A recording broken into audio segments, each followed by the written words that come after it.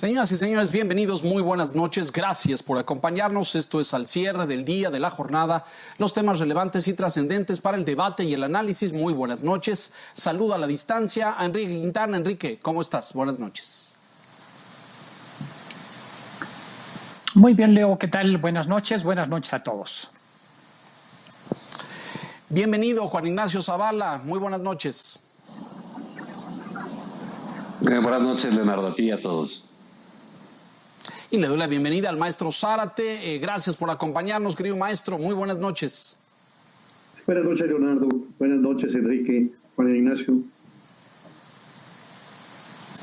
Bienvenidos, muchas gracias. Abrimos con el tema de los fideicomisos que ha estado en el debate y en el tema de las columnas y los editoriales desde hace varios días. El día de hoy, diputados de Morena, del PT y del PES votaron en bloque para aprobar el dictamen en comisiones que establece la desaparición de 109 fideicomisos destinados a distintas actividades, desde la protección del medio ambiente, la investigación, la cultura, la academia, las artes plásticas y muy diversas actividades, el fondo cinematográfico y otros fideicomisos importantes destinados a proteger y a estabilizar distintas áreas de la economía. Estamos hablando grosso modo de una bolsa que va de los 50 a los 60 mil millones de pesos aproximadamente, lo que se sabe. En contraste, pues las declaraciones del presidente diciendo que todos los beneficiarios de estos fideicomisos van a seguir recibiendo los recursos, pero ahora de forma directa desde la Secretaría de Hacienda.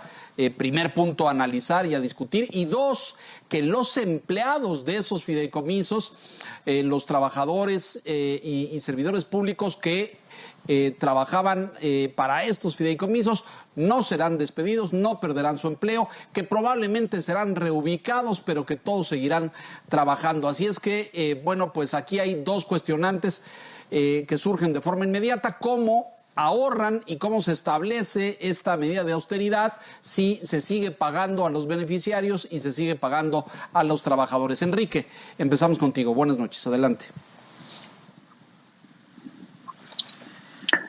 Hay una visión del presidente, Leo, que imagina que los fideicomisos son algo así como organizaciones que intermedian la llegada de los recursos. Y la verdad es que los fideicomisos son meramente un instrumento jurídico a través del cual se garantiza que los fondos que se les asignan, en algunos casos por ley, en otros por presupuesto, se apliquen específicamente a las tareas que el propio fideicomiso define. Entonces, primero, ahí hay un equívoco en toda esta argumentación. Lo que va a ocurrir, lo hemos comentado, es que con la eventual desaparición de estas figuras jurídicas, entonces los diferentes grupos, ámbitos que recibían los recursos tendrán que negociar año con año las bolsas correspondientes dentro del presupuesto. Ese es un primer elemento. Un segundo elemento es el hecho de que finalmente era algo ya anunciado. Iba a ser muy difícil que, siendo una decisión presidencial, no consiguiera los respaldos dentro de los partidos que apoyaron al presidente a llegar a su puesto. Entonces, el día de hoy en la tarde, bueno, ya se logró el número necesario de votos en la votación en lo general. Hay cerca de 400 reservas que se están discutiendo en este momento y que se van a discutir probablemente a lo largo de toda la noche. Los pronósticos indican que allá en San Lázaro van a concluir la sesión probablemente hasta la madrugada del día de mañana miércoles para desahogar todas las reservas que se interpusieron. Y tercer elemento, Leo, aunque hubo el apoyo de Morena, Hubo diputados de Morena que votaron en contra, hubo diputados de Morena que se abstuvieron, y lo mismo pasó con elementos del PT, lo cual implica que incluso dentro de los grupos parlamentarios que respaldan al presidente, hubo quienes no quedaron convencidos de la argumentación ofrecida, en el sentido que tú lo señalabas. Bueno, si van a llegar los recursos de cualquier manera, entonces, ¿por qué tomarse todo el trabajo de hacer la modificación legal que desapareciera los fideicomisos? La sospecha, evidentemente, es que no vayan a llegar dichos recursos. Y finalmente, como hecho paradójico, emblemático, el día que se está desapareciendo, entre otros, el Fonden, esta bolsa que se utiliza para apoyar a estados y municipios en la eventualidad de los desastres naturales, pues está llegando el huracán más amenazador de la temporada a las costas de Quintana Roo y Yucatán. Así que casi como emblema de, pues, saber de dónde salen, en el momento en que se desaparezcan estos recursos, los fondos para garantizar el apoyo a las zonas afectadas por desastres como el que probablemente y lamentablemente vayamos a tener en esa zona, Leo. Qué significativo, Enrique, esta reflexión muy valiosa. Este huracán Delta, ya categoría 4, que está por golpear en las siguientes horas la península, las costas de Quintana Roo, de Yucatán, lo ha señalado ya, y justamente el día que la bolsa de ahorro para hacer frente a estos fenómenos ha sido cancelada por el Congreso, de llamar ciertamente la atención. Juan Ignacio, te escuchamos, tu reflexión a este respecto. Bueno, pues es un paso más en la demolición de las instituciones en México. Es un paso muy grande, muy pesado en la destrucción de un armamento que costó decenas de años poder construirlo, que hizo con el concurso de muchas de las partes involucradas, y que de un plumazo un presidente y una bancada de diputados pues realmente servil, obscenamente servil, como en los peores tiempos del PRI, no ha hecho más que aprobar una voluntad que, como bien dice Enrique, es muy probable que el presidente de la República no conozca la naturaleza, la operación, ni siquiera los objetivos de los fideicomisos. Entonces estamos ante una decisión que va a ser muy costosa para el país, como muchas otras que se han tomado, y bueno, el presidente López Obrador ganó y está tomando decisiones acorde a lo que él considera, pero sí creo que va a ser algo que nos va a costar muchísimo a los mexicanos. Va a costar porque el año que tú pierdes en apoyo a la ciencia no lo recuperas dándolo del doble, ¿no? Esto nos va a retrasar muchísimos años en muchísimos ámbitos, y no es casual que los más afectados sean uno, pues estados y municipios, ¿no? La cuestión del federalismo es algo que no cae muy claramente y muy a cabalidad en el presidente de la República y en su gobierno. Hemos visto en las semanas pasadas una serie de pleitos bastante lamentables entre el presidente y gobiernos estatales por la resolución de pleitos. Lo que comentaban ahorita, viene el huracán más amenazante de la temporada. El diputado Mario Delgado hacía unos minutos mandaba su solidaridad al pueblo de Yucatán ante la presencia del huracán, y el presidente municipal le contestó, pues nada más no clausuren el Fonden y con eso tenemos, ya para que mandan solidaridad. Es que creo que es un absoluto despropósito lo que ha sucedido el día de hoy en la Cámara de Diputados. Y mira que en las cámaras de legisladores aquí y en todo el mundo suceden muy a menudo despropósitos. Que aquí los afectados sean, por lo general, ya dije, estados y municipios, las áreas de la ciencia, la academia, las artes, la cultura, las expresiones humanísticas, pues no es raro en un gobierno ignorante, safio y primitivo como el que está encabezando Andrés Manuel López Obrador. A mí sí me parece un día penoso en la historia de este gobierno. ¿Por qué? Porque precisamente lo que se salvaba una de estas partes con los fideicomisos era que el dinero estaba garantizado, que se podía auditar en cualquier momento. Si hubo tranzas y malos manejos se pudo haber investigado, pero y todo eso se evitaba y entonces los científicos podrían contar con una partida, podrían hacer proyectos pues más allá de solamente un año y ahora pues se vuelve a hacer todo como hace muchos años, a formarse en la cola de la Secretaría de Hacienda a ver si te atienden y a ver qué te dan, y ahí van a estar los científicos, los artistas, los directores de cine, de teatro, de baile, de danza, de pintura, de literatura, de todo eso. Eso es lo que va a pasar en un futuro. Entonces creo que es una decisión muy lamentable desde cualquier ángulo y que tiene que ver, déjame que lo diga, tiene que ver también con un arreglo de cuentas alrededor de Morena, porque no es casual que les autoriza nuevamente continuar con la elección en Morena y ya.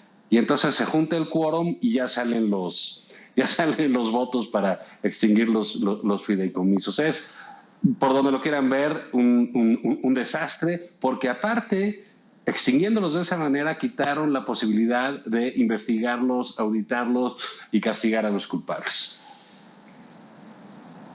Muy importante este cruce. Ya hablaremos un poco más adelante, Juan, acerca del fallo del Tribunal Electoral en torno a la encuesta de Morena, pero es importante esta relación o conexión que haces tú.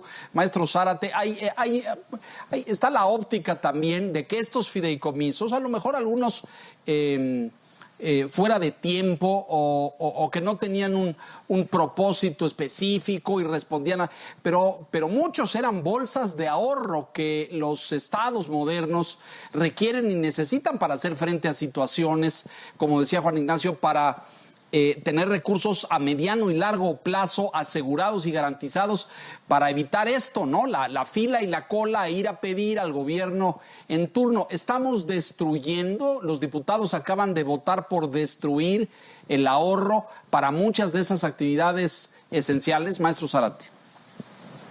Sí, yo creo que esta decisión es absolutamente censurable, es un sinsentido. Y a mí me deja muy clara la confirmación de aquella frase del presidente López Obrador que decía que gobernar no tiene ciencia. Es cierto, no tiene ciencia para quien toma una decisión de esta naturaleza que argumentando corrupción o burocratismo de parte de estos organismos decide a rajatabla suprimirlos todos. Y naturalmente que un gobierno sensato, un gobierno sensible, lo que haría es revisar cada uno de ellos y si en efecto encontrara que en algunos hubiera un mal manejo, un manejo ineficiente, corregirlos. Pero el otro ingrediente que está caracterizando a este gobierno es este ánimo de construir sobre ruinas. Entonces lo primero es derruir instituciones, lo ha estado haciendo a lo largo de casi 2 años y lo de hoy en la Cámara de Diputados es realmente muy preocupante. Pero a mí me gustaría además argumentar qué está detrás de esta compulsión por desaparecer los fideicomisos.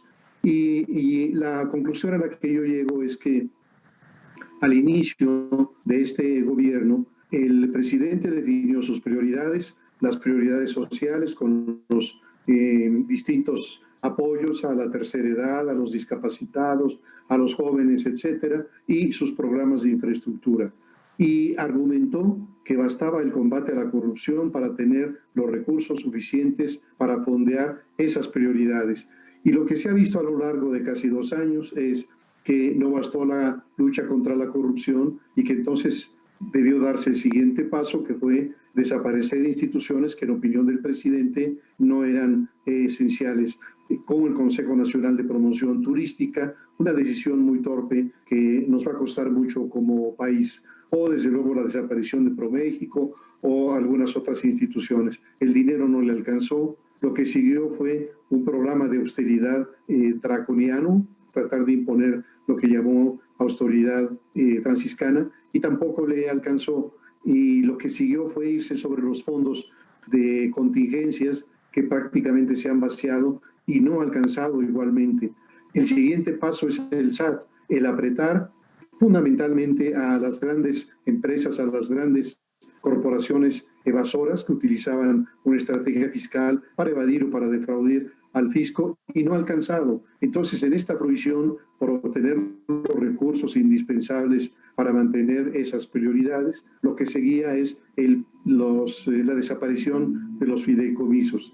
¿Y qué es, digamos, la lectura más preocupante? Que tampoco van a alcanzar. Y entonces, lo que no sabemos es qué va a seguir, cuál va a ser la forma de sacar dinero de las piedras, o como alguien sugería, el tratar de buscar quizá el tesoro enterrado de los aztecas, porque no van a parar estas prioridades, van a seguir siendo ellas. Hay una actitud absolutamente perseverante del presidente y mientras se están generando enormes desarreglos en la administración pública y costos muy dolorosos, porque, como dicen mis colegas, la idea es desaparecer al Fonden, al Fondo de Atención para los Desastres, pero también el Fondo de Protección para los Derechos Humanos, defensores de derechos humanos, para los periodistas, pero también los fondos de apoyo a la producción cinematográfica, los científicos, en fin, es un verdadero contrasentido y mi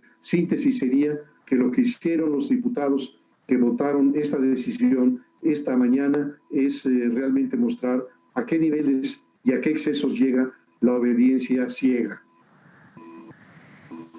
Obediencia total, respondiendo a los designios del presidente. Enrique, rápidamente, en lo político, porque bueno, sí, evidentemente hay un espíritu de tomar control de esos recursos para administrarlos como sea la prioridad del gobierno, aunque ahora afirmen que se les seguirá entregando todos los beneficios. Pero en lo político me pregunto si hay de fondo, Juan, maestro Zárate, algún hilo de clientelismo en este sentido, porque finalmente va a suceder lo que adelantaba Juan Ignacio Zavala, es decir, vamos a ver a científicos, a cineastas, a académicos, a investigadores, a creadores formados en una ventanilla de la Secretaría de Hacienda para ir a pedir recursos y que les financien obras, proyectos, iniciativas, incluso investigaciones.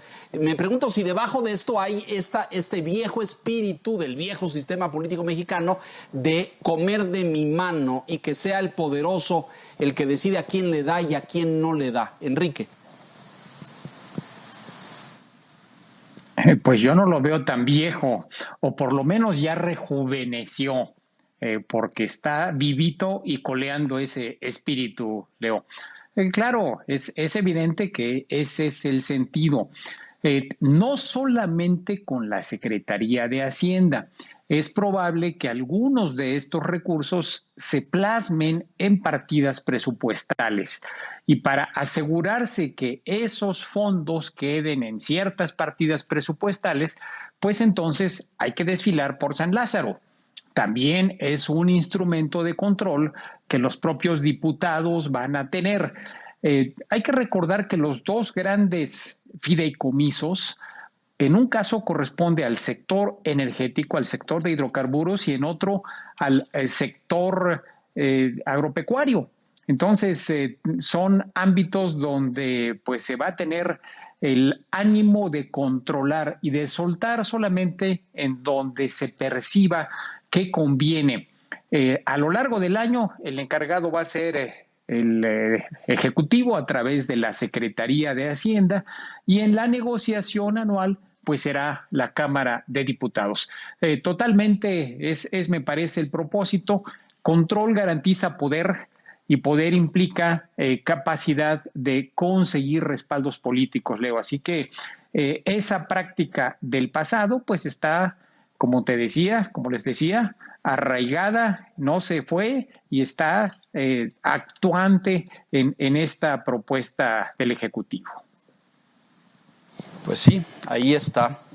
Es, en opinión de muchos, un retroceso democrático de México, porque los fondos asegurados en fideicomisos construidos a lo largo de 20, 25, 30 o más años, pues garantizaban no solamente actividades profesionales, sino también el crecimiento de proyectos a mediano o largo plazo, el beneficio de áreas específicas que no dependieran del control gubernamental. Y hoy, pues es volver al pasado. Déjame decirle, a lo mejor tenemos imágenes por ahí que nos muestren, pero hoy el Palacio Legislativo de San Lázaro fue rodeado por una serie de manifestantes de estos fideicomisos que fueron a impedir, ahí las tiene usted, y a tratar de que los diputados votaran en ese sentido. Evidentemente fracasaron, pero ahí, maestro Zárate, ¿contempla usted reacción, protestas, manifestaciones de grupos diversos en la sociedad que se vean afectados por la votación de hoy, por la desaparición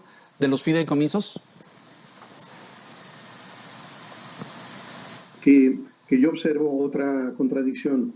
En un principio, la narrativa del jefe del Ejecutivo era desaparecer estos fideicomisos para estos fondos canalizarlos con dos prioridades. La primera, la atención de la pandemia, y la segunda, reforzar sus programas sociales. Y en la medida en que han surgido voces muy calificadas, voces muy respetadas, muy respetables, cuestionando la cancelación, vino la otra argumentación del secretario de Hacienda, en donde dijo que no se iban a dejar de dar esos apoyos, solo que ahora se darían sin burocratismo, de una manera directa. De tal forma que uno ya termina por no entender. Entonces, finalmente los desaparecían para fortalecer los recursos necesarios para la lucha contra la pandemia y los programas sociales, o lo hacen para quitar a la burocracia de los fideicomisos y hacerlo directamente.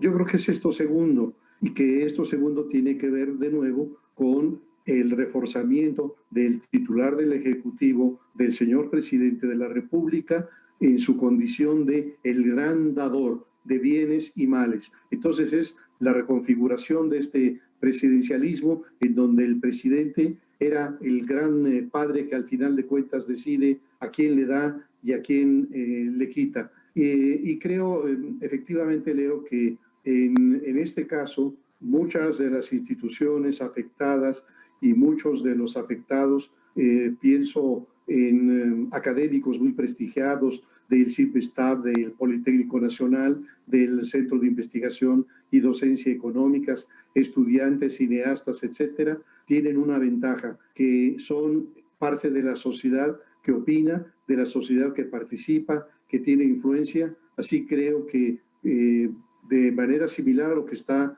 ocurriendo en estos mismos momentos en el recinto de San Lázaro, va a haber una protesta que no va a cesar. Yo creo que vamos a seguir viendo estas movilizaciones muy justificadas por una decisión tan absurda, tan arbitraria, y que tiene que ver con afectar el futuro del país. Muchas gracias, maestro Zárate. Bueno, ahí la reflexión, el análisis. Ve usted pues el impacto y la trascendencia que la votación de hoy tendrá. Recordemos que la iniciativa es enviada, la petición es enviada por el presidente de la República, y se dio esta votación primero en comisiones y luego en el Pleno. Vamos a mensajes. Déjenos ir a una pausa comercial y regresamos enseguida con más. En El Financiero. Estamos de regreso. Mire usted, debatíamos este tema anoche acerca de la encuesta abierta, población abierta, para designar al nuevo liderazgo de Morena, al presidente del partido, al secretario general. Finalmente había todo un debate de si el tribunal estaba a favor o en contra, se había filtrado un posicionamiento el magistrado Felipe Fuentes. El caso es que finalmente el Tribunal Electoral del Poder Judicial de la Federación falló hoy de forma unánime, hay que decir, aprobando la encuesta abierta para designar el nuevo liderazgo de Morena. Ahí están 5 personajes para ser los líderes del partido, 3 muy conocidos, Porfirio Muñoz Ledo, Mario Delgado, Jacob Polevsky, 2 mujeres más. Hubo un tema de cuota de género ahí también, y otros 9 candidatos o más para ser secretarios generales. Juan Ignacio Zavala, tu análisis sobre este particular. Bueno, no deja de sorprender, lo comentábamos en el primer bloque, realmente que le dan vuelta para atrás en el mismo tribunal a un dictamen que se iba a discutir y cambia y cambia la posición en ese sentido, ¿no? Yo creo que en política, pues sí puede haber coincidencias, no siempre se dan, pero aquí suena curioso dentro del entorno de una votación que requería un partido unido, porque lo que estamos viendo es que el proceso de elección del dirigente de Morena ha sido un proceso de desgaste y de división muy fuerte adentro de ese partido. No podíamos esperar mucho distinto. Es un partido con muy poca estructura, tiene dirigentes también muy poco estructurados y no podría haber de esa manera pues algún proceso de elección interna que incluye, por supuesto, ponerse de acuerdo, a dirimir controversias, establecer métodos de votación, en fin, una serie de elementos que son complejos, aunque se hagan en una escuela primaria, pues en un partido de esas dimensiones y con ese tipo de personajes ahí metidos, pues no había mucho que esperar. Déjame decirte que hoy, precisamente, alguno de los miembros del tribunal decía que por lo menos en un par de ocasiones se le invitó al partido a que llevara a cabo la elección de su dirigencia conforme a ellos lo tenían establecido.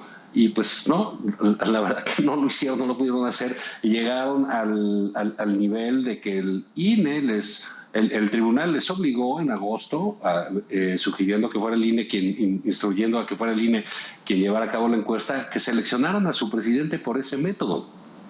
Estamos, pues, ante la carencia de una normatividad interna clara y común en un partido político que debiera de tenerla, es de las principales cosas que los debiera de unir. Y segundo, estamos viendo que la vida interna de los partidos se está resolviendo en el Tribunal Federal Electoral. Morena es el partido con más poder, el partido con más espacios ganados, el partido que incluso en las encuestas trae los puntajes más altos para el año que entra, y estamos ante un partido que no puede elegir a su dirigente. Fue tal el nivel de desgaste que dijeron, bueno, según esto por grilla de algunos, no, seguramente esto ya es público, que dijeron, bueno, pues vamos a suspender la encuesta, que era la primera propuesta del IFE, y que elijan su presidente hasta el año que entra. Eso, por supuesto, provocó un enojo terrible entre varios de los candidatos, y con justa razón, porque las elecciones que vienen pues deben estar acompañadas de un objetivo de cierta dirigencia, y no está planteado de esa manera. Y lo que quieren los candidatos, Porfirio, Mario Delgado, Jacob, Gibran, etcétera, pues es nombrar candidatos y es llevar la batuta en la campaña del año que entra. Entonces, toda vez que había pasado eso, que se indignaron, toda vez que se los arreglaron, pues parece ser que vamos a seguir en esta suerte de contienda interna que consiste en amenazarse con expulsiones, con acusaciones penales, con acusaciones de enriquecimiento. En fin, parece ser que estamos ante una de las vidas internas de partidos pues, más degradantes de los últimos tiempos. Y mira qué es decir, porque el PAN y el PRI no tienen mucho que explicar en esta materia, pero sí lo de Morena ha sido muy llamativo en ese sentido. Creo que ha salido mal absolutamente todo por una abulia por parte de las dirigencias, de dos dirigentes provisionales, puede ser desde Jacob, Polemski hasta Ramírez Cuellar, de no hacer este proceso por muchos factores, sobre todo yo creo internos, hasta que, bueno, cuando sale la encuesta de a ver quién es el más conocido, pues Porfirio Muñoz Ledo, que tiene 150 años haciendo política, ese sí empezó con Benito Juárez. Aquí dice, pues yo sí soy el más conocido y van a votar por mí, y ahí les rompió también la elección. Entonces ha sido una comedia de enredos que francamente no sabemos en qué vaya a acabar, pero no se augura algo bueno, Hoy hubo otro intercambio muy ácido en redes entre el señor Ackerman y el señor Muñoz Ledo. Se acusaron de diversas cosas. Bien señalas, un proceso muy, muy sinuoso, lleno de confrontaciones, de agravios, de acusaciones internas. Enrique. Amor apache, Leo. Así se quieren ahí en Morena. Y bueno, el ADN que tienen, ya lo comentábamos ayer, pues viene del PRD. En el PRD recuerden que en más de una ocasión hubo incapacidad para generar una sucesión ordenada de la presidencia del partido. El hecho de que fueran tribus, pues impedía que se pusiesen de acuerdo y sonaban los tambores de la guerra y al final tenían que intervenir terceros o quedaba ahí alguien que intermediaba entre todos. Eso es lo que estamos viendo ahora en Morena. Y con más razón, porque Morena se ha convertido en el vehículo para aspirar al poder. Los datos de la encuesta que hoy publicamos en El Financiero revelan que la ventaja en intención de voto que tiene Morena frente al PAN y el PRI, las siguientes fuerzas políticas en relevancia, es abrumadora, son 39 puntos contra 10 y 11. Entonces, se está viendo que tener el control de Morena es tener una parte importante del control del poder, particularmente en el año previo a la elección, ya con el proceso electoral en curso. Eso explica la virulencia de la contienda interna.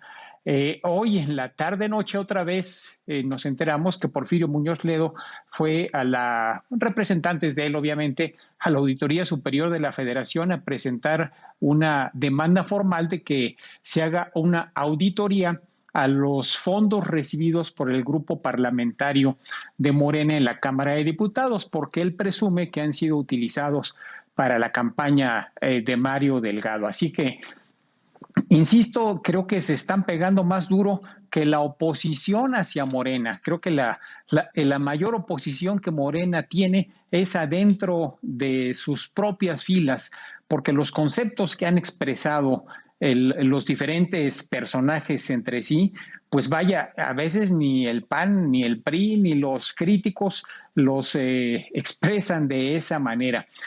¿Cuál va a ser el resultado? Pues un partido dividido, sin embargo, que le apuesta a que la imagen del presidente López Obrador le va a ser suficiente, más allá de la división interna, para hacer el factor de cohesión que al final de cuentas permita llegar a esta formación política con las mayores posibilidades de ganar la elección del próximo año, de ganar la mayoría de las gubernaturas, de ganar la mayoría en la Cámara de Diputados y de ganar los congresos locales y principales alcaldías. Vamos a ver en qué termina, pero como decía Juan Ignacio, pues el pronóstico para Morena no es nada bueno. Pues no lo es. Maestro Zárate, ¿qué lectura hace usted de esta sucesión al interior de este partido, por favor? A mí me gustaría señalar especialmente tres cuestiones. La primera, que como ocurría en los largos años de preeminencia del PRI, Morena no es el partido en el poder, es el partido del poder. En segundo lugar, que toda esta consulta y los vaivenes en el Tribunal Electoral del Poder Judicial de la Federación, lo que nos muestra otra vez es el achicamiento del Poder Judicial.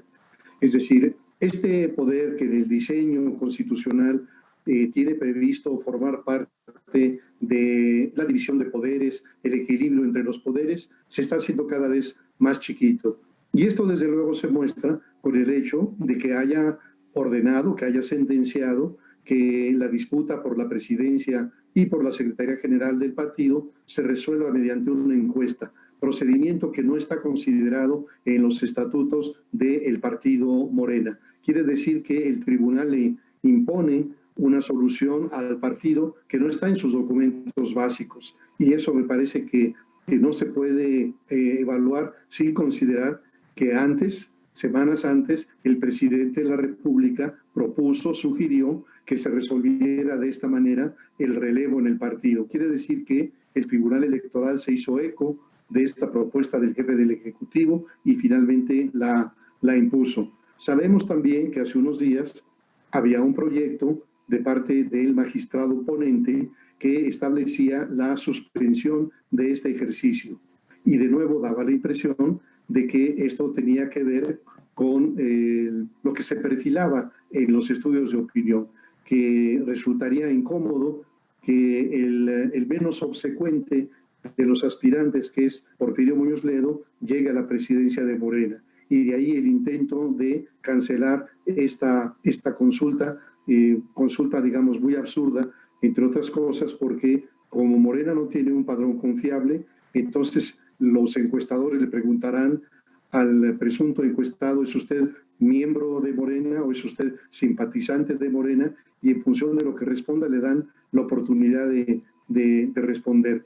Y quizá lo último es que seguramente el presidente debe de estar cada vez más consciente de que no los puede dejar solos, de que en la medida en que se absorbe en otras tareas, en otras responsabilidades y no asume su condición de dueño de Morena, lo que ocurre es que a los morenistas les sale su ADN tribal. Y eso es lo que estamos observando, Leonardo. Pues sí, es justamente, ¿percibe usted, maestro, ya lo ponía sobre la mesa en el momento en que el tribunal complace eventualmente al presidente en este sentido? ¿Hay intervención presidencial en favor de alguno de los candidatos a su juicio, maestro Zárate? Yo no lo veo con claridad, pero sí diría que al presidente lo que menos le gusta es una voz que pueda ser disonante, y esa voz es la de Porfirio Muñoz Ledo. Así que en ese supuesto creo que con la influencia también del propio Marcelo Ebrard, su inclinación podría ser por el diputado Delgado. Mario Delgado. Juan, ¿tú coincides con la visión del maestro Zárate? Nadie más obsequioso y obediente al presidente de la República en la Cámara que Mario Delgado, ¿no? Sí, claro, tiene un alma lacayuna notable, ¿no? Pudo haber sido un priista destacado allá con López Portillo, junto con Muñoz Ledo precisamente, pero como Muñoz Ledo sí supo retomar cierta parte de su vida propia y de su dignidad y su decoro político y personal, y ha sabido poner una voz en alto cuando un presidente con tanto poder como López Obrador ha querido pasar por encima del legislativo. Creo yo que no es una fácil posición para el presidente meterse en Morena del todo, porque, y eso se refleja en que vemos realmente unos líderes con una ausencia de figura paterna, como que no saben qué hacer si no se los dice el presidente, porque todo este tiempo Morena ha funcionado, todo este tiempo me refiero previo a las elecciones, a varios años han funcionado acorde a lo que dice y dictaba López Obrador, porque era el guía, era el candidato, era el líder, es el que formó Morena, él es el padre, digamos, de la criatura. Y ahora que se tiene que mantener un poco lejos, hasta por cantidad de horas de trabajo, por lo que sea, y que parece abandonarlos, pues prefiere decir, como dijo el otro día, que eran chiquitos, que eran muy poco líder para tanto pueblo, ¿no? Entonces, que es un insulto, digamos, un poco fuerte llamarles poca cosa, ¿no?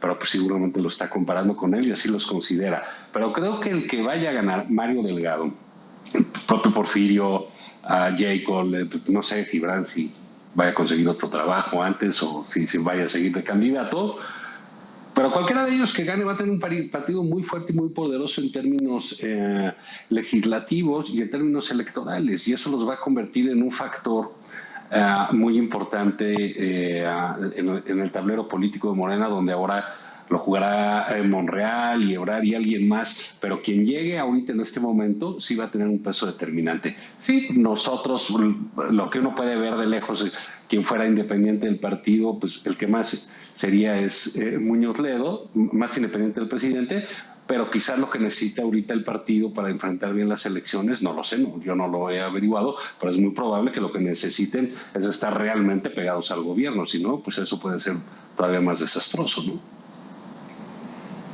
Pues sí, está todavía mucho por escribirse en ese sentido y ver cómo opera el presidente. Vamos a hacer una pausa nuevamente, mensajes, volvemos enseguida. Otra encuesta, que no es encuesta, es consulta, la consulta pública. El día de hoy la Comisión de Gobernación en el Senado de la República votó a favor del dictamen para considerar procedente la consulta pública hipotéticamente para llevar a juicio a los expresidentes de México. Y digo hipotéticamente porque después del cambio de redacción de la pregunta que hizo la Suprema Corte de Justicia el pasado jueves, pues ya no queda claro si es para llevar a juicio o si es para esclarecer, como dice la pregunta, a los actores políticos, como dice la pregunta, y no necesariamente tenga que ver con los expresidentes de la República. La votación en esta Comisión de Gobernación fue de 8-4 pues esto significa que se presume mañana miércoles incluso pueda ser llevado al Pleno del Senado donde se vote la realización de esta consulta. Y ahora otro tema de debate que no sabemos si se puede resolver mañana mismo será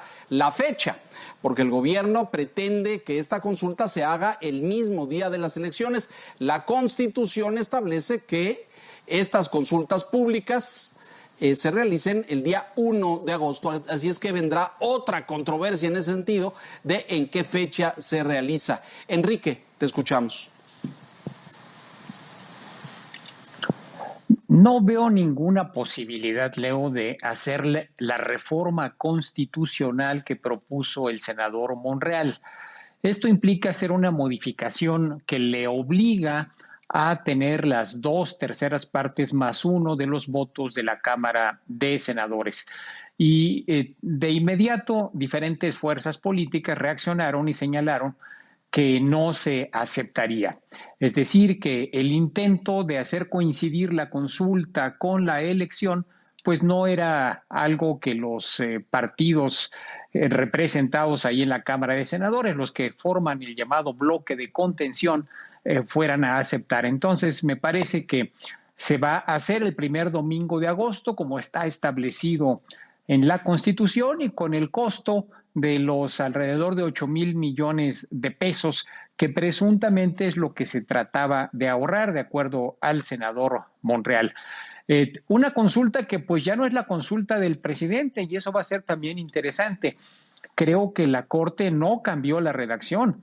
La Corte elaboró una pregunta totalmente diferente a la que le había enviado el presidente. Entonces va a ser una consulta cuyo efecto, aunque dice la ley que sería vinculante, pues al no haber ninguna sanción penal derivada de esta pregunta o ninguna acción específica que se derive de la pregunta, tal vez la formación de una comisión de la verdad o algo parecido, es de lo que ha hablado incluso el presidente de la Corte, Arturo Saldívar, pero bueno, no hay nada concreto, nada específico que se vaya a derivar de una hipotética respuesta favorable del electorado a esta pregunta.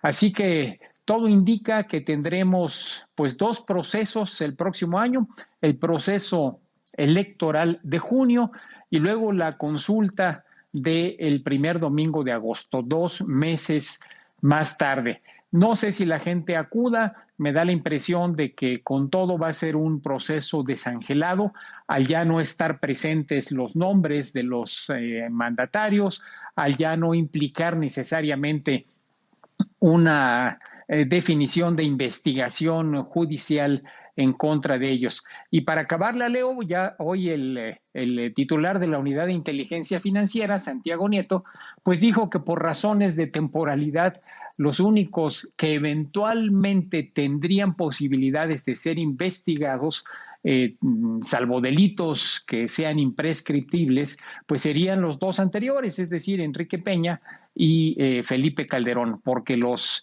otros, o sea, Vicente Fox y Ernesto Zedillo y Carlos Salinas de Gortari, pues ya por razones de extinción, de prescripción de delito, pues ya no tendrían posibilidad de ser investigados. Así que una cosa muy extraña es lo que vamos a ver en el mes de agosto o después de las elecciones o en paralelo a las elecciones, ya no lo sabemos del todo, pero bueno, esto resulta de este intento del presidente, pues de estar activo y participando en paralelo al proceso electoral, Leo. A ver, hago un punto ahí, Enrique, que lo habíamos discutido. ¿El Senado tiene la facultad para volver a cambiar la pregunta? ¿Jurídicamente puede hacerlo? No. Si no. cambiara la pregunta, tendría que volverla a someter a la Corte. Ya no se puede. Ya tendrá que votar no la que la Corte le regresó. Maestro Zárate, por favor, lo escuchamos. A mí me parece que es muy importante decir que el presidente de la República impuso una discusión en la Suprema Corte en torno a un absurdo. Es decir, el presidente logró intimidar a la mayoría de los ministros de la Corte para que declararan constitucional una consulta sobre la investigación y, en su caso, procesamiento de los expresidentes. Y creo que la decisión muy lamentable de la mayoría de los ministros de la Corte fue asumir que sí es constitucional la pregunta, pero al propio tiempo, haciendo malabares y artificios legales, construir una nueva pregunta. ¿Qué es lo que dice esta nueva pregunta? La voy a leer. Dice: ¿estás de acuerdo o no en que se lleven a cabo las acciones pertinentes con apego al marco constitucional y legal para emprender un proceso de esclarecimiento de las decisiones políticas tomadas en los años pasados por los actores políticos, encaminada a garantizar la justicia y los derechos de las posibles víctimas?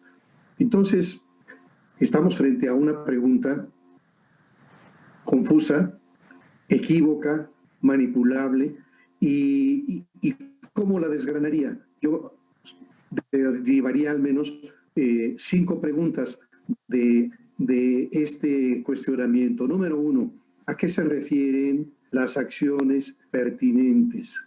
Número 2, ¿qué implica el proceso de esclarecimiento? Número 3, ¿quién define cuáles son esas decisiones políticas que ameritan los procesos de esclarecimiento? Número 4, ¿hasta dónde llegan los años pasados? Y número 5, ¿quiénes son los actores políticos? Entonces es una verdadera barbaridad, porque, para dar algún ejemplo, el término de actores políticos es un término que se utiliza coloquialmente por parte de analistas, periodistas, para referirse a quiénes, para referirse a gobernantes, a legisladores, a activistas sociales. Entonces quiere decir que cualquiera de estos y muchos más actores políticos van a ser susceptibles de estas investigaciones. Cuando dice hechos del pasado, uno dice hechos del pasado, podrán ser 1958, la represión contra los trabajadores ferrocarrileros, podrá ser 1988, el fraude electoral al ingeniero Cárdenas, orquestado, por cierto, en gran medida por Manuel Bartlett Díaz, entonces secretario de Gobernación.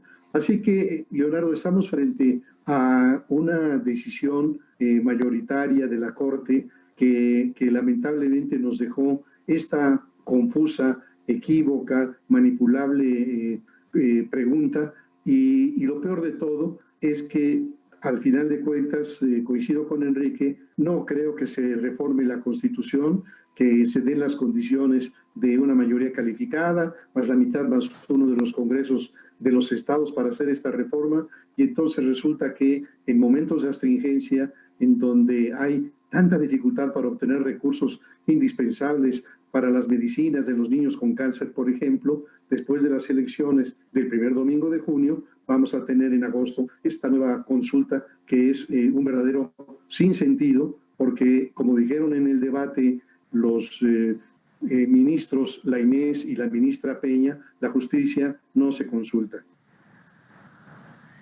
Así lo expuso el ministro Lainés con toda claridad. Juan Ignacio, tu lectura acerca de esto. Bueno, mira, sí, también veo muy difícil que puedan cambiar la fecha por puros procedimientos, ¿no? además ya con la efervescencia electoral, pues se va a llevar muchísimo tiempo esto.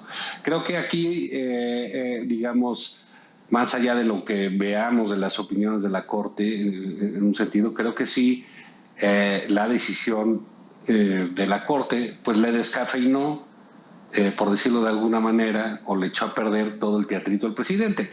Yo así lo creo, porque la pregunta que hizo la Corte, que rehizo la Corte y que acaba de leer el maestro Zárate, pues realmente puede ser un trabalenguas, puede ser un sinsentido, puede ser equívoca, como dijo el propio maestro, pero pues realmente no se entiende nada y no se va a entender tampoco cuando esté por escrito en una boleta y uno se enfrente a esa decisión.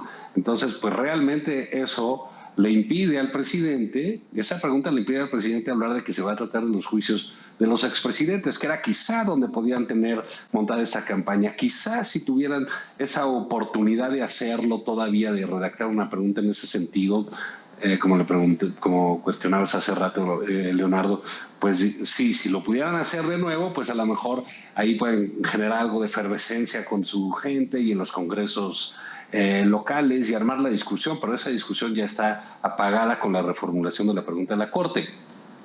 En efecto, ¿qué significa esa pregunta? No lo sabemos. No sé si, o sea, a lo mejor por lo mismo la aprobaron, ¿no? Porque no se sabe nada y es mejor esa confusión que tratar de dar claridad sobre una pregunta que tiene una redacción cuestionable. Porque en efecto, actores políticos pues son todos, ¿no? Del pasado, ¿de cuál pasado? Vamos a juzgar a Andrés Manuel López Obrador como gobernante en la Ciudad de México, a Manuel Díaz, a Manuel Bartlett Díaz como senador, como diputado, como gobernador de Puebla, secretario de Gobernación, candidato del PRI, todo eso lo hace actor político. ¿Quién escapa a ser actor político en ese sentido? ¿Qué tipo de decisiones políticas? Cuando dicen decisiones políticas, eso excluye administrativas o de otra índole. En fin, va a ser realmente muy complicado explicarla, decir e invitar. Y creo que la consulta, los procesos que no se hacen el día de la elección o de gobernador o de presidente, pues los estados, las elecciones que llaman al electorado, realmente tiene una participación escasísima. Y creo que esto ya quedó absolutamente descafeinado. Bien, ¿consideran ustedes la posibilidad de que el Senado insista en que se realice el día de la elección? Ya han explicado con toda claridad que no alcanza el tiempo ni ven viable la posibilidad de reformar la Constitución para que no sea el 1 de agosto y sea en la fecha. Pero, es decir, el que insistieran en hacerla el día de la elección sería violatorio de la Constitución. ¿Ese escenario es viable o no es viable, Enrique? No, desde luego, Leo, no es en absoluto viable.